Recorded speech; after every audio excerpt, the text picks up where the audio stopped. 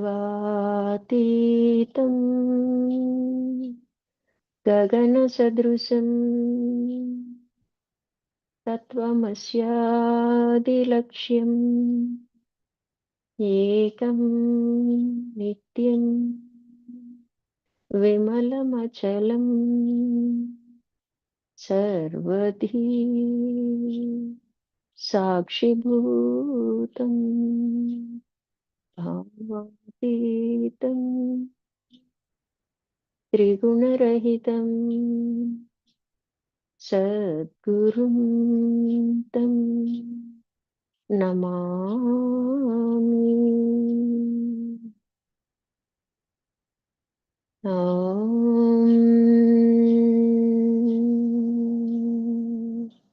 నమో బ్రహ్మాదిభ్యో బ్రహ్మ విద్యా సాంప్రదాయ కర్తృభ్యో వంశ ఋషిభ్యో మహాభ్యో నమో గురుభ్యః. సర్వోపప్లవరహిత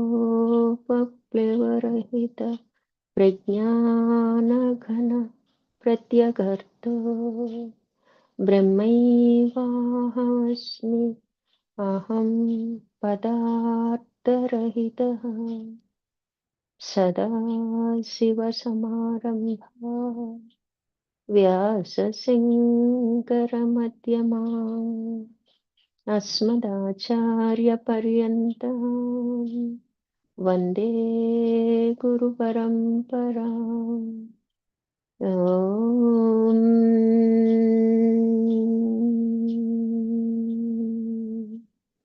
సహనా భవతు సహనౌ గుణత్తు సహ వీర్యం కరవావహై తేజస్వినావధీతమస్తు మా విద్విషావహై.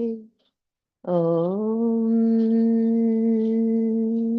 తత్సత్. ఓం శాంతి శాంతి శాంతి. హరి ఓం.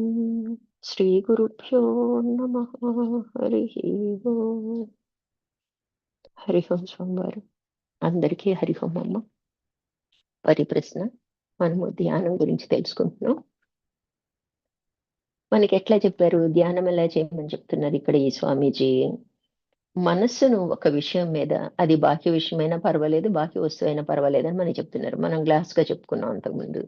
దాని మీద ఎప్పుడైతే ఏకాగ్రత మొదలు పెడతాం అంటే, ముందు మనకి ఇష్టమైన విషయం పట్ల, మనకి ఇష్టమైన వస్తువు పట్ల మనం ఎప్పుడైతే ధ్యానం మొదలు పెడతామో ఆటోమేటిక్ గా అక్కడ ఏమైంది, ఆ వస్తువుకి నాకు భేదం లేదన్న స్థితికి చేరుకుంటాం. అట్లాగే ఈ స్వామీజీ ఏం చేశారు, ఒక గోడ మీద ఒక నల్ల చుక్క పెట్టుకున్నారు, తెల్లటి గోడ మీద, లేకపోతే తెల్లటి పేపర్ మీద ఒక నల్ల చుక్క పెట్టుకున్నాం. చూడంగా చూడంగా ఏమైందంటే మన కళ్ళకి అది కనిపించదు అనమాట. అంటే మనం కూడా తొయ్యనంత స్థితికి వెళ్ళిపోతాం అనమాట. అంటే పూర్తిగా లయం అవుతాం, అంటే మనసు లయం అయింది అనమాట. అప్పుడు మనసు మొదట ఆ విషయం యొక్క రూపం దాల్చిన, అంటే మనకి ఏం చెప్తారు అంటే అది మనము ఏకమైపోతాం అని చెప్తాం. దానికి మనకి దేవతలు, మన భారతదేశంలో అనేక మంది దేవతా రూపాలు రావటానికి కారణం ఇదే అని. ఎందుకంటే మన ఇష్ట దైవాన్ని మనం పూజిస్తూ ఉంటాం. అలాగే ధ్యానంలో కూడా ఆ ఇష్ట దైవాన్నే ప్రతిష్ఠించుకుంటాం. చేయగా చేయగా చేయగా మన ముందే, మన కళ్ళ ముందే కదలాడుతూ ఉంటది. ఆ తర్వాత మనలోకి ప్రవేశించినట్లు, ఆ తర్వాత మనము ఆవిడ ఏకమైనట్టు అనిపిస్తుంది అనమాట. అంటే పూర్తిగా మనసు అనేది లయమవుతుంది. ఆ తర్వాత విషయం యొక్క భావన, ఏ విషయాన్ని చేస్తున్నాము అంటే, ఇప్పుడు దేవత వేసుకోండి, వస్తువు వేసుకోండి, ఆ ఆ విషయం అనేది పూర్తిగా మర్చిపోతాం అన్నమాట. అదృశ్యం అయిపోతుంది. అప్పుడే పవిత్రమైన, అంటే ఏమీ లేని స్థితి. అంతే కదా, ఇప్పుడు మన సాధన అంతా కూడా రాజయోగ మార్గంలో మనసుని అమనస్కం చేయటం, మనం మనోనాశనం. ఇప్పుడు మనసు పనిచేయనప్పుడు ఇంకేం మిగిలింది అంటే బ్రహ్మానుభూతే మిగిలి ఉందన్నమాట. అట్లా కూడా పొందొచ్చు అని చెప్తున్నారు. ఎందుకంటే మనము ఎన్ని రకాలుగా ప్రయత్నించినా కూడా అది ఏదో పెద్ద కష్టపడిపోయి మనం సాధన చేస్తున్నాం అనుకుంటా. అందుకే మనకు ఒక ఇష్టమైన దాన్ని దగ్గర పెట్టుకున్నప్పుడు చూడంగా చూడంగా అదే అదృశ్యం అవడం జరిగిద్ది అనమాట. ఆ మిగిలి ఉన్నదే బ్రహ్మానుభూతి అని గుర్తించాలి. ఏంటంటే అండి, మనం సాధన చేసేటప్పుడు మనకి లక్ష్యం తెలియలేదనుకోండి, మనం ఇప్పుడు జీవభావంతో ఉన్నాం. అంటే నెక్స్ట్ దివ్యత్వం స్టెప్ రావాలి. ధ్యానం చేస్తున్నాం. ధ్యానం చేసినప్పుడు అన్ని ఆలోచనలు బాగా ముసురుతా ఉంటాయి. మనం ఈ ఒక్కొక్క ఆలోచనకి రిప్లై ఇవ్వకుండా వాటిని చూస్తూ, చూస్తూ వెళ్తూ ఉన్నాం. వెళ్ళేటప్పటికి చివరకొచ్చేటప్పటికి ఒక శూన్య స్థితి వస్తది. అదేంటి అని మనకి తెలియాలి గదా! తెలియనప్పుడు కొంత మనకేమనిపిస్తదంటే అండి, తోచదనమాట. అబ్బా! నాకు తోచట్లేదు, నాకు తోచట్లేదు అనిపిస్తది. అంటే మనసు పని చేయకపోతే చూడండి ఒక్క నిమిషం గూడా ఉండలేమనమాట. తోచట్లేదు, తోచట్లేదు ఏం చేస్తామంటే అది బ్రహ్మానుభూతి అని గాని, ఆత్మానుభూతి అని గాని మనకి అర్థం చేసుకోకుండా లక్ష్యం తెలీదు కాబట్టి ఏం చేస్తామంటే ఏ సినిమా ఎళ్లి చూడటమో, లేతే ఏదైనా పుస్తకం పట్టుకొని చదవటమో, లేతే ఏదో ఇంట్లో పనులు ఏవో మిగిలిపోయినయి పెండింగ్ పనులు చేసుకోవటమో, అట్లాంటిది మనము తెలియక వలన మన లక్ష్యం తెలియకపోవటం వలన ఎన్నో సార్లు ఆ అనుభవాన్ని ఎప్పుడైనా ఒక్కసారి ఆ అనుభవం మనకి వెలుగులో రాదు కదండీ! వస్తే మునిగిపోతాం. అది డేంజర్. అందుకని వస్తూ పోతూ స్థిరమవుతది. ఏదైనా అంతే సాధనలో మన సాక్షిత్వమైనా అంతే అండి. అన్నీ వస్తూ పోతూ చివరికొచ్చేటప్పటికి నిలదొక్కుంటాం. ఈలోపు ఏంటంటే దానికి మనం అలవాటు పడతాం అనమాట. మనసు లేకుండా ఏది పని చేయదండి. మనసు లేకపోతే మనం ఏమనుకుంటాం పిచ్చోళ్ళగా మాట్లాడుకుంటాం అనమాట. అట్లా ఆ స్థితిని మనం ఏం చేయాలంటే, ఎప్పుడైతే మన లక్ష్యం మనకు తెలిస్తే మనకొక ఆనందం కలిగిద్దనమాట. తెలియంగానే. అప్పుడు తెలీదండి మనకి. తర్వాత బయటకొచ్చాక ఇది కదా! అని ఒక ఆనందం మనకి తెలియబడిద్దనమాట. నెమ్మదిగా మన ధ్యాసంతా ఏమైద్ది గుర్తించటానికి అలవాటు పడిద్ది. అప్పుడు ఆ తోచనితనాన్ని మనం ఎంజాయ్ చేయటం మొదలుపెడతాం అనమాట. అట్లా మనకి ఆ అనుభవం కలిగే అవకాశం ఉందనమాట. అది బాగా గుర్తుపెట్టుకోవాలండి. లేకపోతే ఎంతో మందికి ఎన్నో సార్లు ఈ మనకి గురువు అనుగ్రహంతో వస్తుంటదండి. మనకొక రుచి చూయించడానికి మనకిస్తుంటారనమాట. అది బ్రహ్మానుభూతి అని మనకి తెలియాల్సిందే. అందుకనే మనం ఈ సత్సంగం గాని, శాస్త్ర పఠనం గాని ఎందుకు చేస్తాము అంటే, మనం మన లక్ష్యం ఏంటి? మనం వెళ్ళే దారిలో మనకు కలిగే అనుభవాలు సరిచూసుకోవటానికండి శాస్త్రం. అంటే గురువు అందరికీ అన్ని వేళలా అందుబాటులో ఉండరు గదా! అందుకని శాస్త్రవాక్యాలు. శాస్త్రాలు ఎవరియండి? ఈ గ్రంథాలన్నీ ఎవరియి? సిద్ధ పురుషులు రాసినయే గదా! వాళ్ళ అనుభవాల నుంచి వచ్చినయే గదా! అందుకని సరిచూసుకోవటానికి ఇది మనకి సహకరిస్తదనమాట. అందుకని ఏదో ఒక గ్రంథం రోజు ఎన్నో కొన్ని పేజీలనేవి మనము అధ్యయనం చేయాల్సిందే. చేయగా మనలో నిక్షిప్తమై ఉంటాయనమాట. ఆయా సందర్భాలొచ్చినప్పుడు అవే మనకి స్ఫురిస్తుంటాయనమాట. గుర్తు చేస్తుంటాయి. ఆ! ఇది కదా! నీకొచ్చిన అనుభవం. ఓకే. నువ్వు మంచి మార్గంలోనే ఎళ్తున్నావు. కరెక్ట్‌గానే ప్రయాణం చేస్తున్నావని తెలియటానికనమాట. లేకపోతే అది తెలియలేదనుకోండి, ఏదో గుడ్డిగా జడంలోకి వెళ్ళిపోతాం అనమాట. రూటు అదే అనుకుంటాం గానీ, ఇటు తిరగాల్సింది ఇటు తిరిగిపోతాం అనమాట. క్వైట్ ఆపోజిట్ ఎళ్ళిపోతాం అనమాట.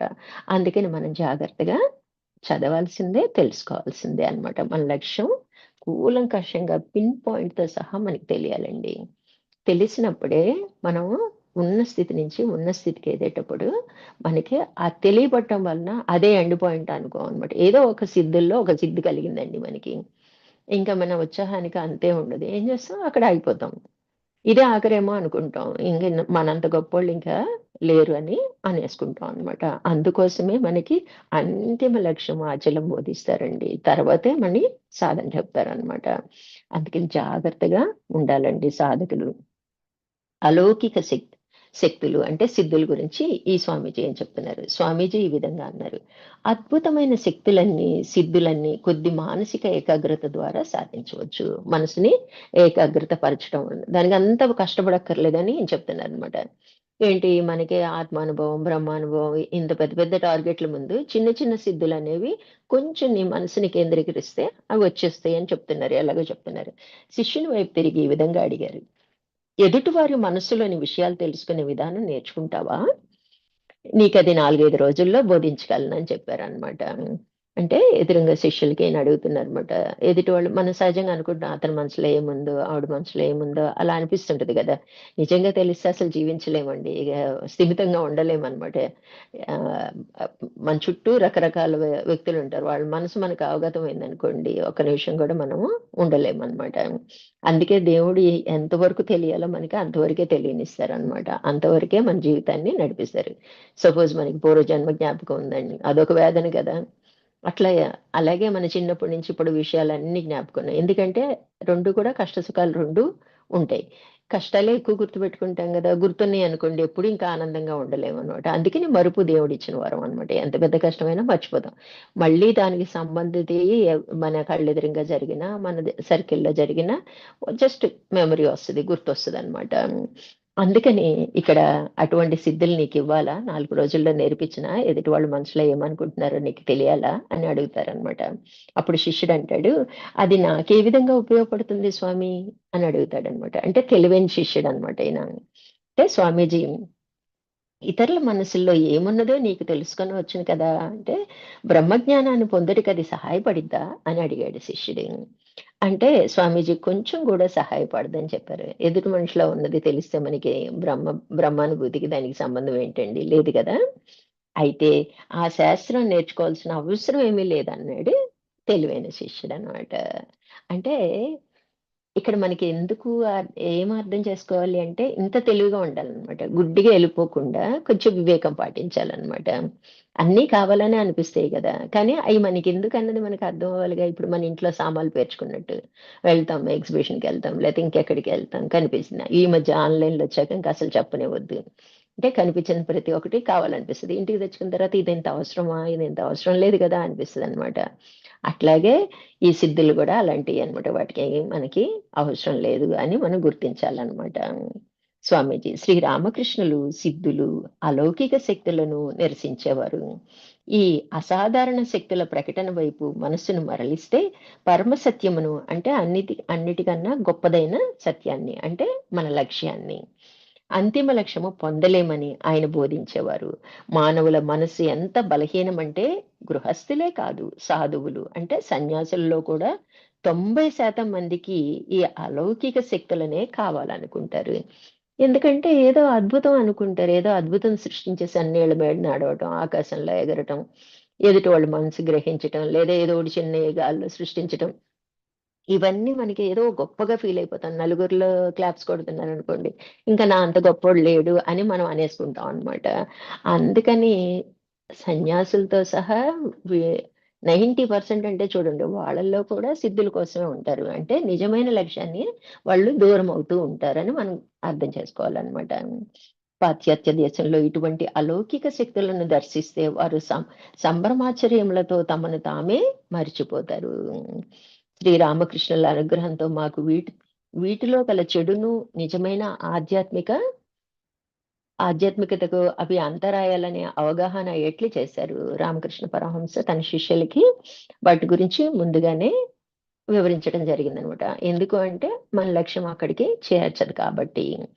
కనుక వీటి యొక్క సరియైన విలువ గ్రహించగలిగాము. శ్రీరామకృష్ణుని బిడ్డలెవరు ఈ లౌకిక శక్తులకి ఏ విధమైన ప్రాధాన్యత ఇవ్వరని గ్రహించాలి. కాబట్టి ఎవరు కూడా దానికి పూర్తిగా వివరణ తెలిసిన తర్వాత దాని జోలికి ఎందుకెళ్తామండి? అక్కడ ఆగిపోవటానికి ఎవ్వరూ అంటే ఈ జన్మ వృధా అయిపోయినట్టే గదా! అందుకని జాగ్రత్తగా ఉండాలి అని చెప్తున్నారనమాట. అలాగే మనం ధ్యానం చేసేటప్పుడు సమాధి స్థితికి చేరుకుంటాం. సమాధి యొక్క రహస్యం గురించి చెప్తున్నారు. అలౌకికము, అద్వితీయము అయిన నిర్వికల్ప సమాధిని పొందిన పిదప అహంకార స్పృహ ద్వారా ఈ ద్వైత ప్రపంచమునకెవరూ తిరిగి రారా అని శిష్యుడు ప్రశ్నిస్తున్నాడనమాట. స్వామీజీ ఏం చెప్తున్నారంటే, అవతార పురుషులు మాత్రమే అటువంటి సమాధి స్థితి నుంచి లోక కళ్యాణార్థం సాధారణ స్థితికి దిగి వస్తారని శ్రీరామకృష్ణులు చెప్పేవారు. సాధారణ జీవులు ఆ విధంగా రాలేరు. ఏంటంటే వాళ్ళేదైనా పని చేసినా, కళ్ళు తెరిచినా, ఏదైనా మాట్లాడినా అది లోక కళ్యాణానికే ఉపయోగపడతాయి. వారి కోసం వారు జీవించరనమాట. శిష్యుడు సమాధిలో ఉండగా మనస్సు లయమైపోయి బాహ్య చైతన్య పాలలు ఏమీ లేని స్థితిలో మానసికంగా ఏ విధమైన పని జరగని స్థితిలో అహంకార చైతన్యము ద్వారా ఈ ప్రపంచమునకు దిగివచ్చెదరు. మనస్సే లేనప్పుడు సమాధి నుంచి సాధారణ స్థితికి ఎవరు ఏ విధంగా దిగి వస్తారు అని మనకి ఆ డౌట్ ఉంటది. మనసు లయమైనప్పుడు మరి మన ప్రారంధం అంటూ ఉంటది గదా! మనం బాహ్య ప్రపంచంలోకి రావాలి గదా! అలాంటిది నిర్వికల్ప సమాధి అంటే మనకి పక్కన ఏం జరుగుతుందో నీ శరీరాన్ని ఛిద్రం చేసినా నీకు తెలీదు. పక్కన పెద్ద బాంబ్ బ్లాస్ట్ అయినా నీకు తెలీదు. ఏ శబ్దము వినిపించదని చెప్తున్నారు. అలాంటి వాళ్ళు మామూలు స్థితిలోకి ఎలా రాగలరని ప్రశ్నిస్తున్నాడు ఈ శిష్యుడనమాట. అప్పుడు అద్వితీయ సమాధిలో ఉన్నప్పుడు అన్ని విధముల క్రియాశీలత ఆగినప్పుడు ఆ స్థితి నుంచి ఎవరు మరలి రారు అనన్నది వేదాంత సారము. పుస్తకాల్లో చెప్పిన ప్రకారం ఏంటంటే ఇంకా వాళ్ళు ఆనందంలోనే ఉంటారు అని గ్రంథాలు చెప్తున్నాయన్నమాట. కానీ లోక కళ్యాణార్థం అవతార పురుషులు కొద్ది వాంఛలను కలిగి ఉంటారు.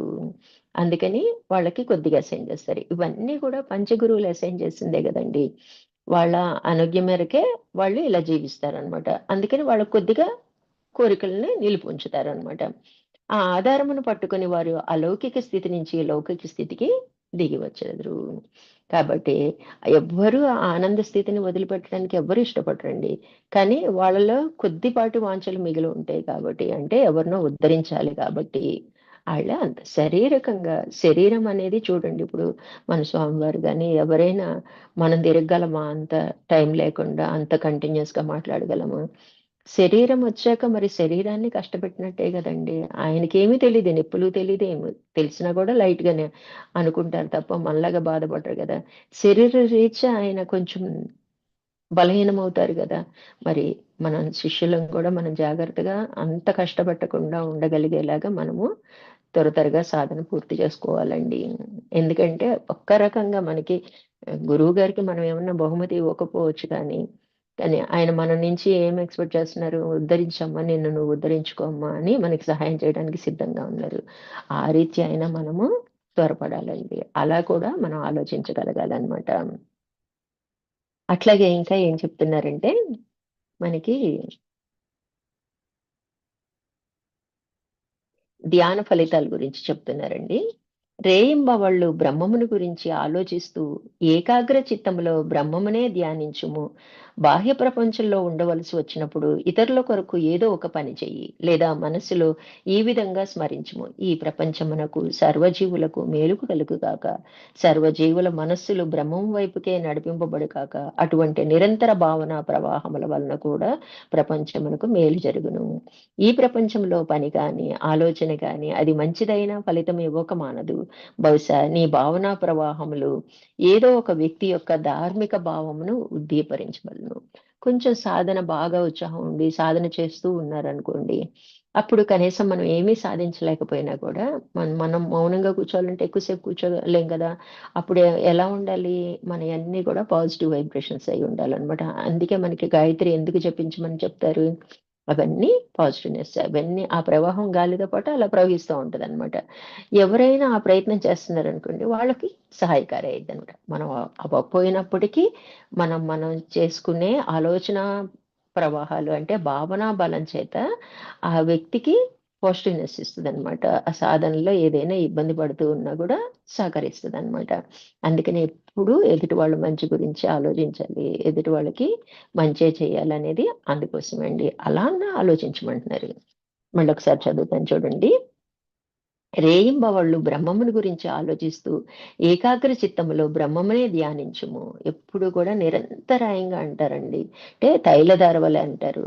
ఏ ఒక్క క్షణం మిస్ కాకుండా ఆయన గురించి ఆలోచనలు మనకుంటే ఎలా ఉంటది అంటే ఖచ్చితంగా ముక్తిని పొందుతాం అనమాట. బాహ్య ప్రపంచంలో ఉండవలసి వచ్చినప్పుడు, మరి మన కర్మల రీత్యా మనకి నిరంతరాయంగా ఉండలేకపోతున్నాంగా బ్రహ్మభవన్‌లో. అప్పుడు వచ్చినప్పుడు ఏం ఆలోచించమంటున్నారు? ఆయన నీ మనస్సులో ఇలా స్మరించు. ఈ ప్రపంచమునకు సర్వజీవులకు మేలుగు కలుగగాక. అందరికీ మంచే జరగాలి. అందరూ బావుండాలి. అందరూ ఆరోగ్యంగా ఉండాలి. అందరూ సఖ్యతగా ఉండాలి. ఇవి తప్ప ఇంకొకటి రాకూడదండి. బాహ్య ప్రపంచంలో ఉండవలసి వచ్చినప్పుడు అంటే బ్రహ్మచింతన నుంచి బయటకొచ్చేసాం. అంటే ధ్యానం నుంచి బయటకొచ్చేసాం. అప్పుడు సర్వజీవుల మనస్సులు బ్రహ్మం వైపుగా అందరూ తను తాను తెలుసుకోవాలి. అందరూ ఉన్నది బ్రహ్మం అని గుర్తించాలి. ఇట్లా అనుకోమంటున్నారనమాట. అట్లా మనకి అటువంటి నిరంతర భావనా ప్రవాహము వలన కూడా ప్రపంచానికి మేలు జరిగిద్ది. అయ్యే ఆలోచనలు అవే గాలి పీలుస్తాం గదండీ! క్రౌడ్‌లో ఉన్నప్పుడు చాలా జాగ్రత్తగుండాలండి. కొన్ని చెడుయి బలంగా ఉన్నాయనుకోండి, ఇబ్బంది పడుతుంటాం అనమాట. ఇంటికొచ్చాక ఒక్కోసారి ఇబ్బంది పడతాం. ప్రతిసారి పడం చూడండి. అంటే అక్కడ ఏదో బ్యాడ్ థింకింగ్ ఉందనమాట. అందుకని అవసరమైతేనే క్రౌడ్‌లోకెళ్ళండి. లేకపోతే అవసరం లేదనమాట. ముఖ్యంగా సాధకులకనమాట. రాను రాను ఏమవుతామంటే సెన్సిటివ్ అవుతుంటాం అనమాట. తొందరగా మనకి పట్టుకుంటుంటాయి. అందుకని చాలా జాగ్రత్తగా వ్యవహరించాలి. అందుకని ఒక వ్యక్తి యొక్క ధార్మిక భావనను ఉద్దీపరింప చేస్తుంది. ఈ భావన వల్ల ఏమైంది అంటే ఎదుటి వ్యక్తి ఏమాత్రం ఇలా అతనికి ఆలోచన ఉన్నా డెవలప్ చేసుకుంటానికి అవకాశం కలిగిద్దనమాట. స్వామీజీ విషయాలను కలకత్తా వద్ద గల బేలూరు మఠాశ్రమంలో తన భారతీయ శిష్యులతో మాట్లాడుతూ చెప్పారు. వివేకానందులు వారు చెప్పారనమాట. అలాగే ధ్యాన సమయంలో చెప్తున్నారండి ఎలా ఉండాలి అని. అవి చిన్న తైలధార వలె నీ మనస్సును ఒకే విషయంపై కేంద్రీకరించవలను. సాధారణ మానవుని మనస్సు అనేక విషయములపై వెదజల్లుతుంది. అంతే కదండి. కాసేపు ఇంట్లో గురించి, కాసేపు బంధువుల గురించి, కాసేపు ఫ్రెండ్స్ గురించి, కాసేపు నగల గురించి, కాసేపు బట్టల గురించి, కాసేపు తిండి గురించి. తిండి బట్టలు తప్ప ప్రపంచంలో ఇంకొక మాట వినిపిస్తుందండి ఈ మధ్య కాలంలో చూడండి. ఆ ప్రవాహంలో మనం కొట్టుకుపోతున్నాం. ఎందుకంటే అందరూ ఈ చీర బాగుంది, ఆ చీర బాగుంది, ఆ బట్టలు బాగున్నాయి, ఈ బట్టలు బాగున్నాయి. ఏమైతే ప్రవాహంలో అయిపోయి అందరికీ వాటి మీద ధ్యాస వస్తుంది. ఎంత చూడండి, బయటికి వెళ్ళి చూడండి, ఉంటే తిండి స్టాల్స్ ఉంటాయి, లేకపోతే వస్త్రాలు అమ్మే షాపులు ఉంటాయి. ఈ రెండు తప్ప ఇక్కడ ఏమీ మనకి కనిపించవు అనమాట. సాధారణ మానవుని మనసు అనేక విషయములపై వెదజల్లబడుతూ ఉంటుంది. అందువల్లనే ధ్యాన సమయంలో మొదట అటు ఇటు తిరుగుతూ ఉంటుంది. అందువలన వెంటనే మనకి ధ్యానం అనేది కుదరదండి. కూర్చున్నామంటే వెంటనే ధ్యానంలోకి వెళ్ళటం చాలా తక్కువ అన్నమాట. కానీ నీ మనసులో ఏ విధమైన కోరిక ఉద్భవించినా ప్రశాంతంగా కూర్చుని ఎటువంటి భావాలు కలుగుతున్నాయి వాటిని పరిశీలించు. మొదట్లో మనం చెప్పుకున్నాం. ఆ విధంగా పరిశీలించటం కొనసాగిస్తే మనస్సు ప్రశాంతమై దానిలో ఇక ఆలోచన తరంగాలు కలవు. ఒకసారి అసలు ఎటెళ్ళని అసలు ఏం ఆలోచిస్తుందా అని మనం కూర్చున్నాం అనుకోండి. ఎప్పుడైనా మనం పిల్లవాడిని గమనిస్తుంటే చూడండి, వాడు అల్లరి సడన్ గా ఆపేసి కామ్గా ఉంటాడు. క్లాస్ రూమ్ లో కూడా అంతే. పిల్లలు ఎవరైనా అల్లరి చేస్తుంటే టీచర్ కామ్గా ఉందనుకోండి, మిగతా అందరూ సైలెంట్ అయిపోతారండి. మౌనానికి అంత బలం ఉంటదండి. అరిచి సైలెన్స్ సైలెన్స్ అని అరిచి టేబుల్ కొట్టి బెత్తం పట్టుకొని వీటన్నిటికన్నా ది బెస్ట్ అన్నమాట అది. ఆ ఇప్పుడు మనకు కూడా అందుకే సైలెన్స్ యొక్క ఇంపార్టెంట్ మనకి చెప్తున్నారనమాట. అంటే ప్రశాంతం ప్రశాంతమై దానిలో ఇక ఆలోచన తరంగాలు ఆగిపోతాయి అనమాట. ఆలోచించి ఇంకా ఆలోచించడానికి ఏం అనిపించదు. ఎందుకు అనిపించదండి అంటే మనం రెస్పాండ్ అవ్వట్లేదు. మనం ఏం చేస్తాం, ఒక ఆలోచన రాగానే దానికి సంబంధించిన ఆలోచనల్ని మనం యాడ్ చేసుకుంటాం. అంటే మన ఆగాంలాగా అన్నమాట. ఇప్పుడు మనం ఏం చేస్తున్నాం, అది ఎటు వెళ్తుందో వెళ్ళి చూడండి, వెళ్తుంది ఆ సినిమాకి వెళ్తాను, అక్కడికి వెళ్తాను, ఈ సినిమా చూస్తా, ఆ సినిమా చూస్తాను. మనం ఏం చేస్తాం, చాయిస్ తీసుకుంటాం. అది కాదు ఇది, లేకపోతే ఇక్కడికి వెళ్దామని. అది అనలేదనుకోండి, ఆలోచించి కామ్ అయిపోద్ది అనమాట. అట్లా ధ్యానంలో కూర్చున్నప్పుడు కొంత తడుము ఆలోచనలు రానిచ్చి మనం కామ్గా చూస్తూ ఊరుకుంటే ఆలోచన తరంగాలు ఆగిపోతాయి. నీవు అంతకు ముందు తీవ్రంగా ఆలోచించిన భావనలే సూక్ష్మ చేతన ప్రవాహాలుగా మారతాయి. అవే ధ్యానంలో పైకి వచ్చి మనసుని తడుతుంటాయి. అంతకుముందు మనం వ్యవహరించిందే కదా, జాగ్రత్త అవస్థలో మనం ఏదేదో వ్యవహరిస్తాం, ఏదేదో ఆలోచనలు చేస్తాం.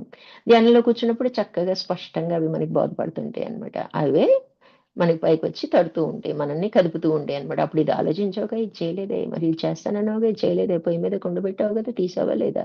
లేకపోతే మొన్న అక్కడికెళ్తానన్నావు కదా, వాళ్ళకి ఫోన్ చేస్తానన్నావుగా. ఈ చూడండి అసలు కరెక్ట్‌గా ఇవే వస్తాయండి. అవే మనల్ని ఇబ్బంది పెడతాయి. వాటికి కారణం ఏంటి అంటే, అంతకుముందు మనం చేసిన ఆలోచనలు, మనం చేసిన పనులనమాట. అందుకే సాధ్యమైనంత వరకు రెండిటిని మనం తగ్గించుకుంటే ధ్యానం బాగా కుదిరిద్దనమాట. మనసు ఏకాగ్రత పొందుతుందనుకుంటకు ధ్యానంలో కలిగే ఈ ఆలోచనలు భావనా తరంగాలే నిదర్శనాలు.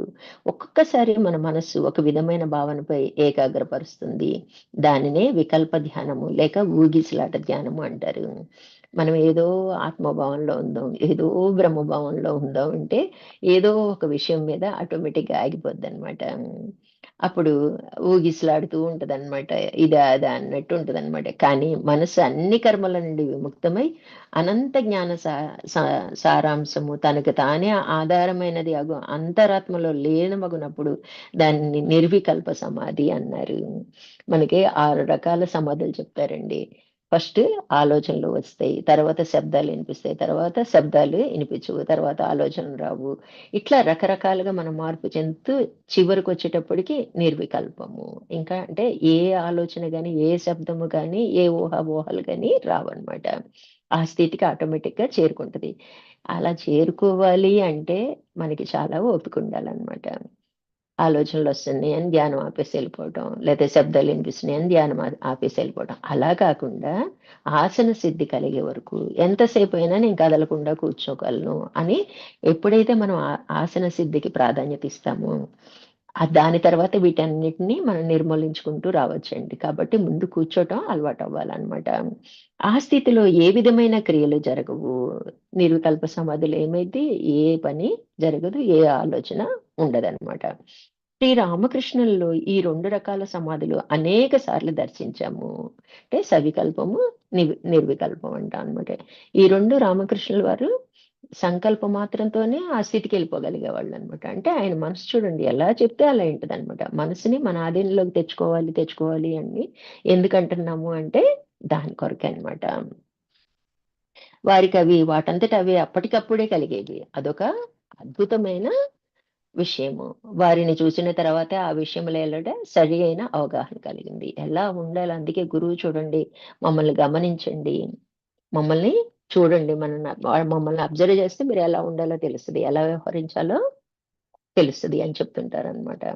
అట్లా రామకృష్ణుల వారి ఈ సమాధి స్థితులు చూశాక వీళ్ళకి సరైన అవగాహన కలిగింది అని చెప్తున్నారనమాట. ఆవేశము, ధ్యానము. ధ్యానము చేసేటప్పుడు మనం ఆవేశపడితే ఎలా ఉంటదన్నది చెప్తున్నారు. అంటే ఎలాంటి ఆవేశం అంటే దైవికమైనది, అది కూడా ఉండకూడదని మనకిక్కడ చెప్తున్నారు. అసలు ధ్యానం అంటే ఏంటండి? పిన్ డ్రాప్ సైలెన్స్ కదా! ఎప్పుడైతే పిన్ డ్రాప్ చుట్టుపక్కల కూడా మొదట్లో మనకి ఏ శబ్దాలు లేని చోట కూర్చుని మనం ధ్యానం చేయటం వలన బాహ్యంగా ఎప్పుడైతే శబ్దం లేకుండా సైలెన్స్ లో ఉంటాం, మన మనసు కూడా నెమ్మదిగా సైలెన్స్ లోకి వెళ్ళిపోతుంది అనమాట. అప్పుడు బాహ్యమైన నిశ్శబ్దం, మనలో ఉన్న నిశ్శబ్దము ఏకమైపోతుంది. అప్పుడు మనల్ని మనమే మర్చిపోతాము. ఎప్పుడైతే మనల్ని మనం మర్చిపోతామో, మనసు పనిచేయదో, అప్పుడు ఉన్నది ఆత్మానుభూతి, లేదా మనం ఉన్న స్థితి నుంచి బ్రహ్మానుభూతి ఉన్నది అదే అయ్యిద్దనమాట. చూడండి, యాజ్ సింపుల్ యాజ్ అనమాట.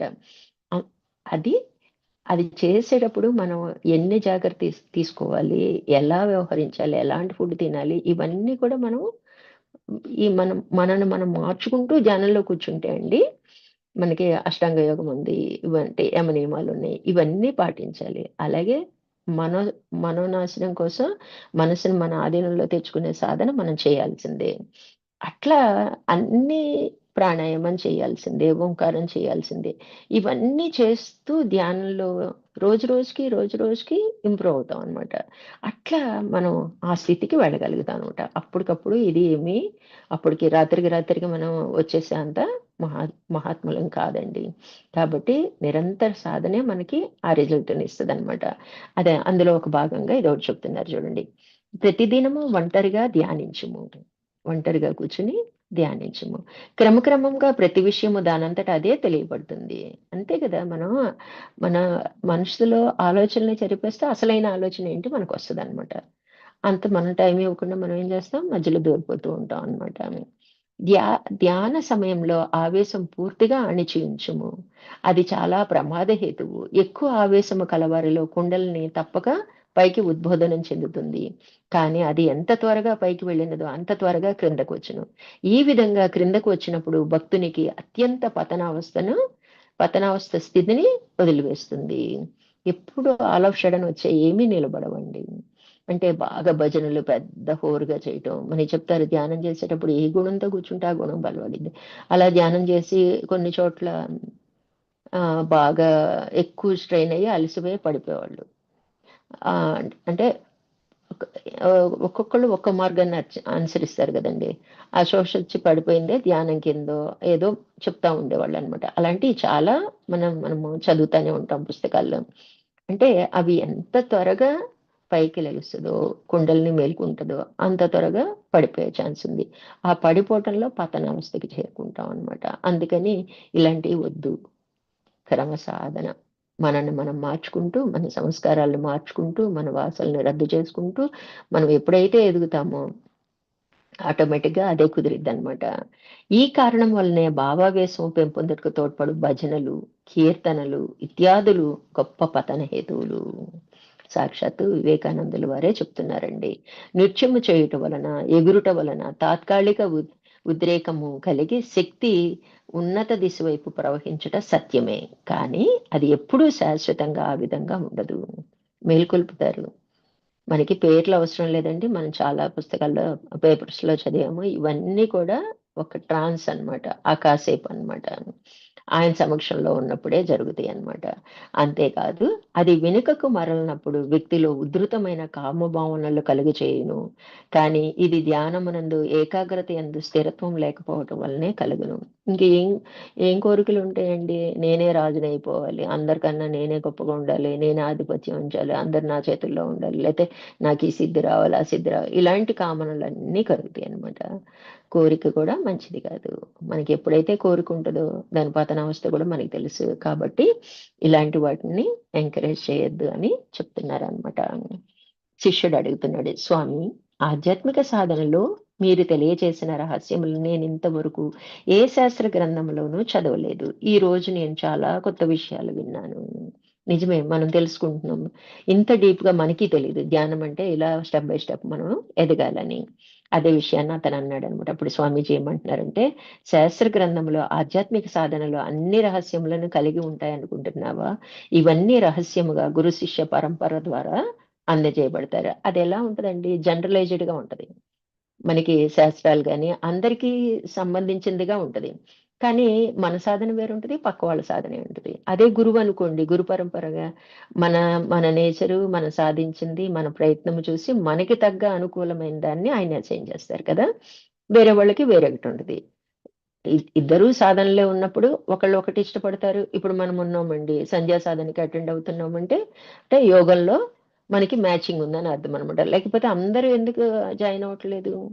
అంటే పర్టిక్యులర్‌గా ప్రాణాయామ, ఓంకార, ధ్యానము అయి ఇష్టపడినోళ్ళము ఒక చోట చేరినట్టు. అట్లా మనకి గురు పరంపరగా వస్తదే గానీ, పూర్తిగా శాస్త్రాధ్యయనం చేసుకుంటాను, నాకు గురువు అక్కర్లేదు, నాకు మోక్షం వస్తదంటే అది ఎప్పటికి రాదనమాట. ఆ విషయాన్ని ఇక్కడ మనం తెలుసుకుంటున్నాం. గురు శిష్య పరంపర ద్వారా అందజేయబడతాయి. ఒకరోజు అయినా ఆధ్యాత్మిక సాధన వదలవద్దు. ఒక్కరోజు కూడా వదలొద్దండి. అంటే ఎంతో కొంత టైం అన్నా అనుష్ఠానం చేయమని చెప్తున్నారు ఈయననమాట. స్థిరమైన భక్తి లేక లక్ష్యమున చేరగలవారెవరు? భక్తి ఎందుకండి అంటే, మనం ఎందుకు ముందు ఈశ్వరుని పెట్టుకోవాలి? భక్తి ఎందుకు అంటే, మనల్ని మనం తగ్గించుకోవటానికనమాట. అంటే ఇప్పటిదాకా మనం ఏమనుకుంటున్నాం, ఓహో! నేను తోపు, నేనది చేసేయగలను, ఇది చేసేయగలను, నా వలన ఇదంతా జరుగుతుంది, ఈ సంసారం నేను లేకపోతే జరగనిది, వీళ్ళ మొహాన ఇంత అన్నం పెట్టేవాళ్ళే లేరని ఆడోళ్ళు అనుకుంటారు. లేతే ఇంత ముద్ద దొరకదు నేను కష్టపడి సంపాదించకపోతే అని మగోళ్ళు అనుకుంటారు. ఇవన్నీ ఏంటి? అహంకారం. అహమంటంలో తప్పు లేదండి. కానీ అహంకారం వచ్చి పడిందనమాట మనకి. అందుకని భక్తి ఉండాలనమాట. ఎందుకంటే నేనేమనుకున్నా నేను చేయలేను. ఆయన అనుజ్ఞ లేనిదే ఏది జరగదు. శివుడాజ్ఞ లేనిదే చీమ గూడా కుట్టదు. నేనంతటి వాడిని. కాబట్టి ఇవన్నీ ఆయన అనుగ్రహంతో నా ప్రయత్నంలో జరుగుతున్నాయి. నా వంతుగా నేను ప్రయత్నిస్తున్నాను. నిజంగా నేను చేయగలను అనుకుంటే నేను ప్రయత్నించిన ప్రతి పని మరి సక్సెస్ అవ్వాలి. అవ్వటం లేదు. అంటే ఈశ్వరుడే అన్నీ చేయిస్తున్నాడు. ఆయనే కర్మఫల ప్రదాత అని. అందుకని చేయమంటే, దేవుడా నాకిది ప్రసాదించు, మా అమ్మాయి ఫస్ట్ క్లాస్‌లో పాస్ అవ్వాలి, మా అమ్మాయికి పెళ్లయిపోవాలి, మా పిల్లలు పుట్టాలి. ఇయ్యండి మన కోరికలు. అందుకనే మనం తెలుసుకొని చేయమనేది అందుకోసమే అన్నమాట. స్వామివారు ఎప్పుడు చెప్తారు. ఒక వాక్యం చదివినా సరే దాని అర్థము తెలుసుకొని చదువు. నామాలు చదివినా సరే పూజించినప్పుడు దాని విలువ తెలుసుకొని, అంతరార్థం తెలుసుకొని చేయమని చెప్తారనమాట. ఇట్లా స్థిరమైన భక్తి లేక లక్ష్యమును చేరగలవారు ఎవ్వరూ ఉండరు అని ఈయన చెప్తున్నారనమాట. అలాగే ఇక్కడ ఇంకా మనకి చాలా మనల్ని మనం శోధించుకోవటం అంటే చెప్తున్నారు. మన యొక్క విలువ. మానవ జన్మ అనేది ఈ భగవంతుడిచ్చిన వరంగా చెప్పుకుంటాం మనం. మొదటిది, ఆఖరిది కూడా ఇదే మనకనమాట. దీ మనల్ని గురించి మనం అబ్జర్వ్ జేసుకోవాలి. మనకి సాంఖ్యం తెలియజేసేది గూడా మనల్ని ఎలా ఎలా వచ్చాము, ఏంటన్నది చెప్తది. ఇప్పుడు మన యొక్క శక్తిని మనం తెలుసుకోమని చెప్తున్నారనమాట. ఏంటి అంటే, నీ జీవితమునే పఠించుము. ఎ ఏదో కాదు. ముందు నీ గురించి నువ్వు ఆలోచించుకోవటం మొదలుపెడితే, అన్ని శక్తులు నీలోనే ఉన్నాయి. అన్ని సమాధానాలు నీలో ఉన్నాయి. నిన్ను నువ్వే అబ్జర్వ్ చేసుకోమని చెప్తున్నారు. ఇది స్టార్టింగ్ నుంచి రాదు కదండీ! అందుకే ధ్యానంలో కూర్చున్నప్పుడు విచారణ అనేది మనకి తోడ్పడతదనమాట. మనస్సును ఆధీనంలో ఉంచుకొని, విషయములను పారదొలిన ఎడల నీవు యోగివవుదువు. ఎప్పుడైనా అంతే, ఆలోచనలు లేవనుకోండి, భోగి ఉండడు మనలో. భోగి లేకపోతే మనం యోగిమే. అంటే మన విషయాలని, బాహ్య విషయాలని విషంతో సమానంగా స్వీకరించమంటారనమాట. విషాన్ని పుచ్చుకుంటామండి ఎవరైనా. ఆ మైండ్ సెట్టింగ్ మనం అలా చేసుకుంటే విషయం రాగానే అమ్మో ఇది విషయం నాకొద్దు, నేను సాధకురాలిని అని అనుకోగల కెపాసిటీ మనకి రావాలన్నమాట. వాటిని తొలగించుకుంటే, ఎప్పుడైతే తొలగించుకుంటావు అప్పుడు నువ్వు యోగివి లేదా భోగివి కదండి. ఆ తర్వాత పూర్తి విశ్రాంతి లభిస్తుంది. ఎప్పుడైతే యోగి అవుతామో ఆరాంగా ఉంటాం. ప్రపంచం ఎటు కొట్టుకుపోతున్నా, మన జీవితం ఎటు కొట్టుకుపోతున్నా చూసేవాడిగా ఉండిపోతాం అన్నమాట. ప్రశాంతత అనేది అప్పుడు ఏర్పడుతుంది. బాహ్య విషయముల గురించి వినుటకు, చూచుటకు, వాసన చూచుటకు, రుచి చూచుటకు తిరస్కరించును. ఇంకా విషయాల పట్ల మనకి ఆసక్తే ఉండదండి. ఎవరైనా వచ్చి మాట్లాడుతున్నారు అనుకోండి, స్వామివారిని గమనించండి అంటారు. అంటే మరి మన సాధకులం కదా! అందుకని ఆ కన్సర్న్ ఉంటది. లేకపోతే అది కూడా అవసరం లేదనమాట ఆయనకి. ఆ విధంగా బాహ్య విషయముల నుండి మానసిక శక్తిని తొలగించుము. మన మనోశక్తి అంతా దేనికి ఉపయోగిస్తున్నాం అనుకోండి, ఇది చేసేద్దాం, అది చేసేద్దాం, దీంతో ఇదొస్తది, దాంతో అదొస్తది. వాటికే మన శక్తినంతా ధారపోసేస్తున్నాం. కానీ ఏం చెప్తున్నాం ఇప్పుడు అందుకనే అంతరం తిప్పమంటున్నాం అనమాట. ఆ శక్తిని అంతరంగా ఉపయోగించామనుకోండి, మనల్ని మనం తెలుసుకోవటానికి ఎన్నో సత్యాలు బయటపడతాయి అన్నమాట. మానసిక శక్తిని బాహ్య విషయాల నుంచి తొలగించుము. ఏదైనా ఒక విషయంపై నీ మనసు లీనమైనప్పుడు నీకు తెలియకుండానే ఇది జరుగును. అంటే ఒక విషయం మీద పెట్టామనుకోండి, మిగతా విషయాలు ఆటోమేటిక్‌గా మనలోంచి రద్దవుతాయి. కాబట్టి తెలుసుకొని, ఆ విధంగా చేసే మార్గాన్ని నేర్చుకోగలగాలి. ఫస్ట్ ఏక వస్తువు మీద దృష్టి పెట్టమనేది అక్కడ స్టార్ట్ అయిద్దండి. మనం ఏం చెప్పుకున్నాం ధ్యానం అన్నప్పుడు, ఒక గ్లాసో, ఒక చుక్కో ఏదో చెప్పుకున్నాం. అలాగే మనం మనల్ని మనం కామ్‌గా కూర్చొని అబ్జర్వ్ చేసుకుంటే రకరకాల ఆలోచనలొస్తాయి. అందులో ఒక బలమైన ఆలోచన ఉంటది. ఇప్పుడు తర్వాత ఏమైద్ది మిగతా ఆలోచనలన్నీ కొట్టుకుపోతాయి. ఈ బలమైన ఆలోచన చుట్టూనే మనం తిరుగుతుంటది కదా! అంటే అట్లా ఇప్పుడేం చేస్తున్నాం ధ్యానంలో వాంటెడ్‌గా మంచి ఆలోచనని ఇంప్రూవ్ చేసుకుంటున్నాం. అంటే ఆత్మ గురించో లేతే బ్రహ్మ గురించో అన్నమాట. అంటే కాబట్టి తెలుసుకొని ఆ విధంగా లీనమైనప్పుడు నీకు తెలియకుండానే ఇది జరుగుతుంది. కాబట్టి తెలుసుకుని ఆ విధంగా చేసే మార్గాన్ని నేర్చుకోగలగాలి. మొదట ప్రయత్నంతో నేర్చుకోవాలి. మనస్సు తనకిష్టమైన చోట విషయమును ఉంచగలదు. నిజంగా దానికి ట్రైనింగ్ ఇస్తే, దానికిష్టమైన చోట ఇప్పుడు ఆత్మనే ఇష్ట వస్తువుగా చేసుకున్నాం అనుకోండి, ఇప్పుడు నిరంతరం ఆత్మ గురించే. ఇప్పుడు మనం జేస్తున్నాము. మొదట్లో విని చేసిన దానికి ఎప్పుడైతే ఒకసారి మనకి దీని పట్ల ఆసక్తొచ్చిందో, ఇంకా ఆ విషయం తెలుసుకుందాం, ఆ ఆడియో విందామా, ఈ ఆడియో విందాం, లేతే సోమవారం అక్కడికి రమ్మన్నారు ఎళ్దామా, అక్కడ పూజ జరుగుతుంది ఎళ్దామా, వీళ్ళతో మాట్లాడితే ఇది మాట్లాడదామా, ఇవే ఎలా ఉందండి మన ఇష్ట వస్తువు ఏమైంది ఇప్పుడు? ఆత్మ అయిందనమాట. దాన్ని ఇప్పుడేం జేస్తున్నామంటే ఆహ్, స్కిప్ చేసేస్తున్నాం అనమాట. బాకీ విషయాలొచ్చినప్పుడు దీన్ని మర్చిపోయి అందులో పడుతున్నాం. వంట పనిలో పడ్డాము. దీన్ని మర్చిపోయి నామం చేసుకుంటే చేయొచ్చు కదా! కానీ వాటి గురించే స్మరిస్తూ ఇది ఇలా తింటే బావుంటది. ఇందులో ఇదేస్తే బావుంటది అని రుచుల గురించి మాట్లాడుకుంటూ మనసులో ఆలోచనలు తలపోస్తూ చేస్తుంటాం అనమాట. అది తీసేసి అక్కడ కూడా నామాన్ని పెట్టుకోవటం. మన గాయత్రి అని మనకి అప్పచెప్పింది అందుకోసం అనమాట. వంట చేస్తున్నా, వ్యవహరిస్తున్నా అదేం అడ్డు కాదు కదండీ! అది లోపల తిరిగేట్టు చూసుకోగలగాలనమాట. అందుకని అలా నేర్పగలిగితే మనసుకి తనకిష్టమైన చోట విషయమును ఉంచగలదు. ఈ శరీరము ద్వారానే మనం పని చేయవలసి ఉంటుంది అనే ప్రాథమికమైన మూఢనమ్మకాన్ని వదిలించుకో.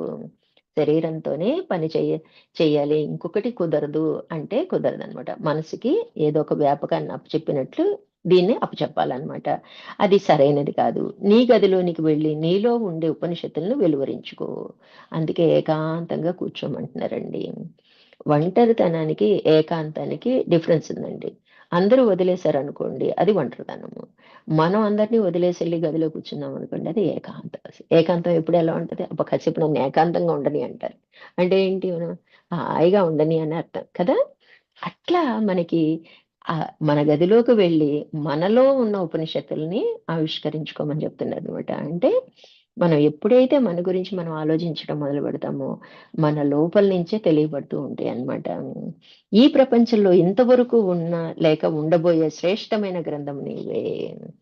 అది మనం తెలుసుకున్నామనుకోండి, ఉండబోవటం అంటే ఏంటి, తర్వాత తరాలకి అందిస్తాం అనమాట. అది పుస్తక రూపంలోనో, లేకపోతే ఆడియోలోనో, లేతే ఏదో కొంతమందికి పంచటం ద్వారా వాళ్ళు మళ్ళీ చెప్పడం అన్నట్టు. గురు పరంపరలాగా అనమాట.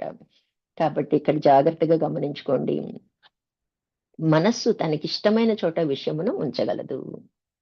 ఈ శరీరం ద్వారానే మనం పని చేయవలసి ఉంటుంది అనే ప్రాథమికమైన మూఢనమ్మకమును వదిలించుకో. అది సరైనది కాదు. నీ గదిలోనికి వెళ్ళి నీలో నుండి ఉపనిషత్తులను వెలువరించుకో. ఈ ప్రపంచంలో ఇంతవరకు ఉన్న లేక ఉండబోయే శ్రేష్టమైన గ్రంథము నీవే. అనంతములైన సత్యములన్నీ నీలోనే ఉన్నాయి. నీలో గురువు ప్రబోధిస్తేనే తప్ప బాహ్యపరమైన బోధలన్నీ వ్యర్థమే. ఎప్పటికైనా సరే మనలోంచి మనకే రావాలండి. ఇప్పుడు పెద్ద స్వామివారి గ్రంథం, ఆయన అనుభవాలు, ఆయనయన్నీ ఎందుకు ఆయన శ్రేష్టమైన గ్రంథంగా మిగిలిపోయారు రాబోయే తరాలకి. అట్లా మనలోంచి మనమే సమాధాన పడాలి. ప్రబోధ మనలోంచి మనలో ఉన్న గురువు ద్వారానే మనం అందుకోగలగాలన్నమాట. ఒక ప్రశ్న వచ్చిందంటే మనలోనే సమాధానం ఉంటది. అప్పుడు ఏంటండి, ఇంత సూది మొనగుచ్చే అంత ఆలోచన విషయ ప్రపంచం కూడా మన లోపల లేకపోతే ఆటోమేటిక్‌గా మనకొస్తాయన్నమాట. అది గుర్తించమని చెప్తున్నారనమాట. మనలో గ్రంథము తెరవబడితేనే బాహ్య గ్రంథములన్నీ నిష్ప్రయోజనములు. ఎప్పుడైతే మనలో గ్రంథం తెరవబడితే అవి సహకరిస్తాయి పరోక్ష జ్ఞానం. అపరోక్ష జ్ఞానం అంటే మనకే తెలియడం అన్నమాట. ఇతర గ్రంథములన్నీ మన గ్రంథమునందు గల విషయములనే రూఢీపరచును. అంటే మనకి తెలిసిన విషయమే అన్నట్టు అయిపోద్దనమాట. ఎందుకండి? ఇతర గ్రంథాలు మన గ్రంథంలో విషయాలు ఒకటే అనుకోవటానికి కారణం ఏంటంటే, ఉన్న సత్య వస్తువు ఒకటే కాబట్టి. ఎటు తిప్పి ఎన్ని రకాలుగా ఎక్స్‌ప్లనేషన్ ఇచ్చినా, ఎన్ని రకాలు ఇప్పుడు మనం ఎన్ని క్లాసుల్లో చెప్పుకున్నా గూడా దేని గురించండి? ఆత్మ గురించి, బ్రహ్మ గురించి కదా! కాబట్టి బలమును గురించి బలవంతులే అర్థం చేసుకోగలరు. అంటే ఇలా తయారవ్వమని చెప్తున్నారనమాట. సింహం గురించి ఏనుగే తెలుసుకోగలదు. కానీ ఎలుక కాదు. జీసస్ క్రీస్తుతో సమానులైతే తప్ప వారినెవరు అవగాహన చేసుకొనగలరు. గొప్పవారే గొప్పవారిని ప్రశంసించగలరు. భగవంతుడే భగవంతుని గ్రహించగలరు. అందుకని అంతటి శక్తి మనలో ఉంది కాబట్టి, మనం ఎప్పుడైతే ఈ ధ్యానం ఒక్కటే మార్గమండి. ధ్యానంలోనే త్వరగా అంటే మన ప్రయత్నం ఎంత చేస్తే అంత సత్ఫలితాన్ని తొందరగా పొందగలుగుతాం అన్నమాట. మనము సజీవ గ్రంథము అంటే జీవించి ఉన్న గ్రంథం అన్నమాట. మనం మాట్లాడే మాటలే ఆ గ్రంథములు. ప్రతి ఒక్క సజీవమైన దైవమే, సజీవమైన క్రీస్తే అన్నిటినీ ఈ విధంగానే దర్శించు. మానవుడిని చదువు. అతడొక సజీవమైన గేయము. ఇంతవరకు ఉన్న క్రీస్తులు, బుద్ధులు, బైబిళ్ళు వీటన్నిటిని ప్రకాశింపచేయు జ్యోతులము మనమే.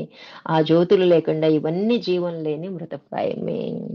వా వారి అనుభవాలు మనలో ఉండేయి అదే. మనం అంటే వాళ్ళందరూ ఎలా వచ్చారండి? క్రీస్తు గాని మానవ రూపం నుంచే ఉద్ధరించబడ్డారు. బుద్ధులు గాని, బైబిళ్ళు గాని ఎలా బయటకొచ్చారు?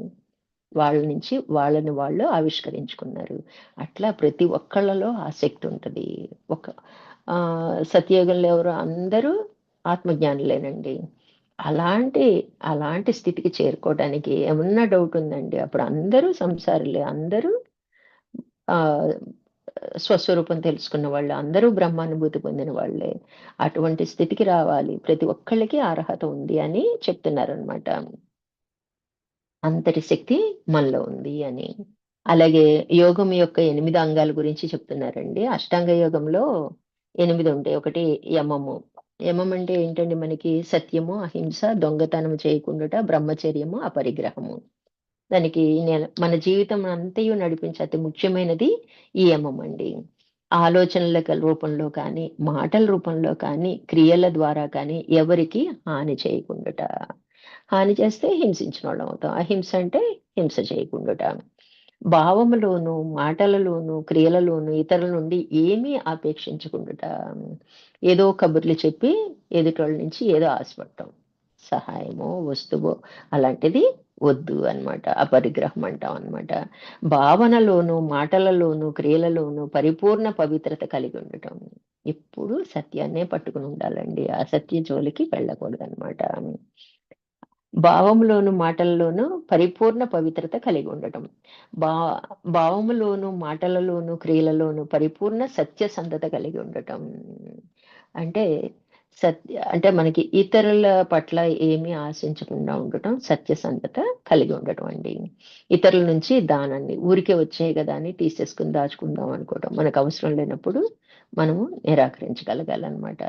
ఇవన్నీ కూడా యమం అండి. రెండోది నియమము అంటే ఏంటంటే క్రమశిక్షణ సహితమగు ఆచార రూపము. మనం ఇవి అలవర్చుకోవాలండి. ఎన్ని శౌచము, అంతర్శుభ్రము, బాహ్య శుభ్రము. తర్వాత సంతోషము. ఎప్పుడు సంతోష భావం కలిగి ఉండాలి. వచ్చిన దాంట్లో తపము, దైవం పట్ల తపస్సు చేయాలి. స్వాధ్యాయం, మనని గురించి మనము అధ్యయనం చేసుకోవాలి. ఈశ్వర ప్రణనం, భగవంతుడికి ఎప్పుడు కృతజ్ఞమై ఉండాలి. ఈ నియమములన్నీ పాటించాలి. అలాగే మూడోది ఏంటి? ఆసనము. కూర్చునే తీరు, శిరస్సు, భుజములు, పిరుదులు తిన్నగా ఉండి వెన్నుముక స్వేచ్ఛగా ఉండవలను. నిటారుగుంటేనే స్వేచ్ఛ. ఎందుకంటే ఫ్లో కరెక్ట్ గా తిరగాలి కాబట్టి అనమాట. ఏడా పింగళ శీషంన. ఈ మూడు ఎప్పుడైతే ఇలా మనం, అందుకే 90 degrees లో కూర్చోవాలి. మనం ఏం చేస్తాం? అలవాటు అయిపోయి ఇలా వంగబడి కాసేపు ఇవన్నీ మనకి చిన్నప్పటి నుంచి జరిగిన అలవాటే అయిపోయింది. ఇప్పుడు మార్చుకోమన్నా మనం ఏదో కష్టం కింద ఫీల్ అవుతుంటాం అనమాట. అందుకని వెన్నుపూస ఎప్పుడు నిటారుగా పెడితే ఆ ఫ్లో మనకి ఫ్రీగా నడుస్తుంది అనమాట. అది ఆసన సిద్ధికి మనం చేయాల్సిందే. అలాగే భగవంతుడు భగవద్గీతలో కూడా చెప్పాడు ఎలా కూర్చోవాలి ధ్యానానికి. ఇంకా నాలుగవది ప్రాణాయామము. శ్వాసక్రియని అదుపు చేయుట, ప్రాణము లేక జీవశక్తిని అదుపులో ఉంచటాన్ని. మనకి ప్రాణాయామం గురించి కూడా మనం చాలా తెలుసుకున్నాము. ప్రాణశక్తిని పెరుగుతుంది అని. ప్రాణాయామం చేయటం వలన ప్రాణశక్తి పెరుగుతుంది. ప్రాణశక్తి పెరగటం వలన మనము ఆధ్యాత్మికంగా ఉన్నత స్థితికి చేరినప్పుడు మనకి ఏ ఇబ్బంది పడకుండా సజావుగా వెళ్ళిపోగలుగుతాం అనమాట. తర్వాత ప్రత్యాహారము. మనసును లోపలికి తిప్పి బయటకు పోకుండా అదుపు చేసి దాన్ని అవగాహన చేసుకొనుటకు మనసులో విషయంలో మరల తిప్పుట. అంటే ప్రత్యాహారం అంటే ఇంద్రియ నిగ్రహం అండి. మనం ఏదైనా పని చేస్తున్నప్పుడు అది లక్ష్యం దిశగా వెళ్ళే విధంగా మనం చూసుకోవాలనమాట. అనవసరమైన బాహ్య విషయాలు, అంటే పంచ విషయాలు ఉన్నాయి మనకి, వాటి వైపు పోకుండా చూసుకోగలగటం. తర్వాత ధారణ. ఒక విషయంపై ఏకాగ్రత. ఎప్పుడైతే ఇవన్నీ పాటిస్తామో, ఒక విషయం విన్నది విన్నట్టు. దానికేంటంటే అండి, బ్రహ్మచర్యం అంటే వెనకటి కాలంలో వీర్యం యూజ్ చేయకపోతే శక్తి పెరిగిద్ది బ్రహ్మచర్యం అనేవాళ్ళు. ఇప్పుడేంటంటే బుద్ధ భగవానుడు చెప్పిందేంటంటే, నువ్వు ఏది ఎక్స్‌ట్రీమ్‌కెళ్ళక, ఏది మరీ లోగుండొద్దు. సమస్థితి. భోజనమైనా, నిద్ర అయినా, నడకైనా, మాటలైనా ఏవైనా సరే. సమస్థితిలో ఉంటే బ్రహ్మచర్యం పాటించినోళ్ళం అవుతాం. బ్రహ్మచర్యం వలన మనకు కలిగే బెనిఫిట్ ఏంటంటే, విన్నది విన్నట్టు గుర్తుపెట్టుకుంటాం అనమాట. ఏకాగ్రత కుదురుతదనమాట. మరుపుకు రాదనమాట. అది ధారణ అనమాట. తర్వాత ఏడవది ధ్యానము. ఎప్పుడైతే ఏకాగ్రత కుదిరిద్దో, ఆ ఏకాగ్రమైన వస్తువు ఏంటన్నది మనం సెలెక్ట్ చేసుకుంటే, దాని మీద నిలకడగా ధ్యానం చేయగలుగుతాం అనమాట. 8 సమాధి స్థితి. దాని అంత్యం ఏంటండి? దాని రిజల్ట్ సమాధి స్థితి. నిర్వికల్ప సమాధికి చేరుకుంటాం అనమాట. ప్రకాశవంతములగుట, ఇదే మన కృషి యొక్క లక్ష్యము. రాజయోగము ద్వారా భగవంతుని చేరదలిచిన వారు మానసికంగాను, శారీరకంగాను, నైతికంగాను, ఆధ్యాత్మికంగాను బలశాలులై ఉండవలను. ఆ దిశలో అన్ని ప్రయత్నములు చేయము. మనకి ఇంకొకటి ఏంటంటే అండి, ఆత్మబలం వల్లనే మనము మానవ జన్మ తీసుకున్నోళ్ళందరం మోక్షం పొందాలి అని మన లక్ష్యమైనప్పటికీ కూడా, ఈ ఆత్మబలాన్ని పెరిగే విధంగా, అంటే ఆధ్యాత్మికత ఏమైద్దంటే మనలో ఆత్మబలాన్ని పెంచిద్ది. మనం ధైర్యవంతులం కాగలుగుతాం అనమాట. చిన్న విషయాలకే కృంగిపోవటం అలా ఉండదనమాట. ఎప్పుడైతే బాహ్యంగా మనకి పర్ఫెక్షన్ వచ్చేస్తదో, ఆటోమేటిక్‌గా మన దృష్టి ఎటు తిరిగిద్ది? ఆ బలమని గుర్తిస్తాంగా.